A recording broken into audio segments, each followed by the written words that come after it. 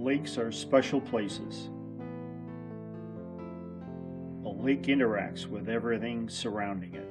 Trees, animals, fishes swimming beneath the surface. It affects the people whose life it touches, and they affect it.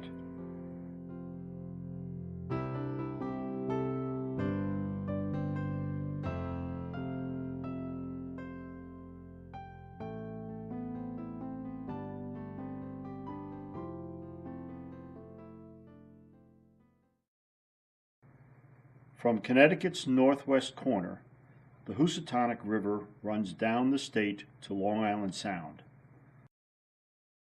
The Shapog Dam forms Lake Lillinonah.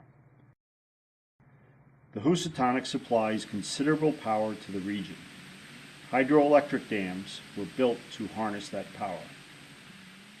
One unfortunate aspect of the dam is it makes the lake a catch basin for a huge watershed. The lake's northern boundary is Bleachery Dam. Above Bleachery is the upper stem Housatonic. The watershed extends far northeast into New York and north into Massachusetts. Unlike free-flowing rivers, Lake Lillinonah has no natural flow. The water is built up or ponded and then released to power the dam's turbines. Dramatic changes in water level happen many times per week. These water level changes, resulting from the need to power the generators, have an unfortunate side effect. Enormous fallen trees are floated off the shore and into navigational channels. Recreational danger results from these lake monsters.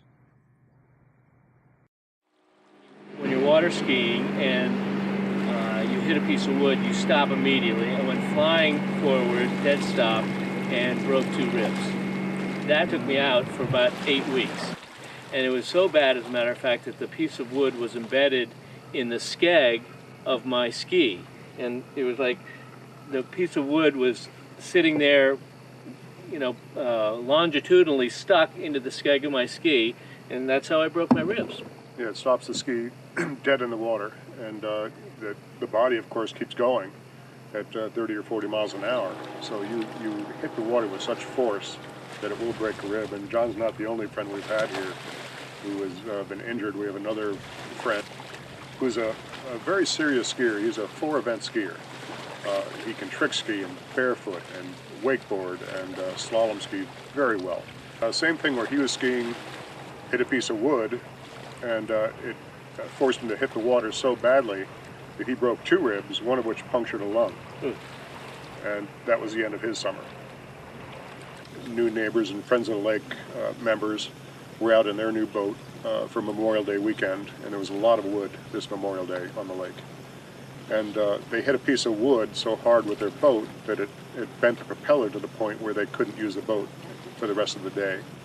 They ended up pulling the boat out, and it was early afternoon, and that ruined their day. And it's probably a $300 to $400 propeller they had to have repaired or replaced.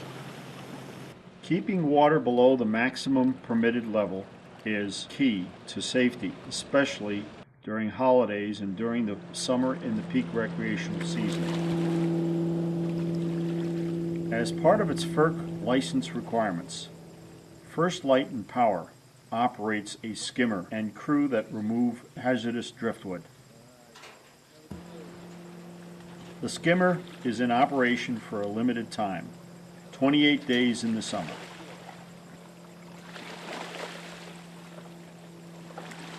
Because of its height, the skimmer doesn't travel north of the Southville Bridge unless the water is low.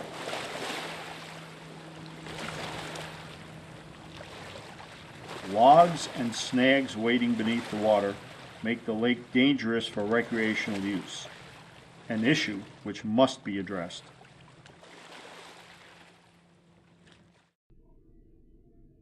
Large amounts of phosphorus collect in the lake. The phosphorus comes from urban areas and agriculture. This nutrient causes algae to multiply to dangerous levels. The Still River carries in huge amounts of nutrients, including discharge from the regional Danbury sewage treatment plant. Phosphorus and nutrient loading is not just a local problem. Upper stem Housatonic localities send nutrient into Lillinonah from as far north as Pittsfield, Massachusetts. Efforts to reduce the amount of phosphorus must be implemented over time. The negotiations involve many parties and may prove complex. Towards that goal, university researchers and citizen scientists monitor the water. The solar-powered buoy installed and serviced by Friends of the Lake transmits 5 kinds of real-time data.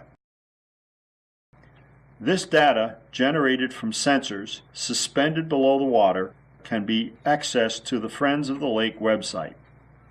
So Friends of the Lake has partnershiped with Dr. Klug from Fairfield University on our high-frequency data collection via the buoy that's in front of us. We're monitoring water quality in Lake Lillinonah. We're interested in the algal blooms, what causes the algal blooms, and the consequences of the algal blooms for the rest of the organisms that live in the lake. We've had this program going on with Friends of the Lake on Lake Lillinonah for about 7 years of collected data. It works a very simple premise. This has been used for declaring water quality for both algal group and turbidity.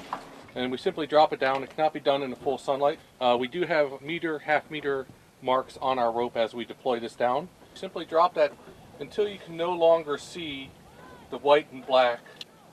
Either it's turbidity or algal growth that blocks that. Now it's starting to get very hard to see. We're at 1 meter now, just a little over a meter, meter and a quarter. I cannot see it anymore. I bring it back up and I can see it now. So it's just 1 meter of clarity, and then I pull it up. And the second aspect that we do, we pull half that distance back. We're actually monitoring the species type and color to the best that we can without looking through a microscope. So we're recording that as a 1 meter Secchi disc today.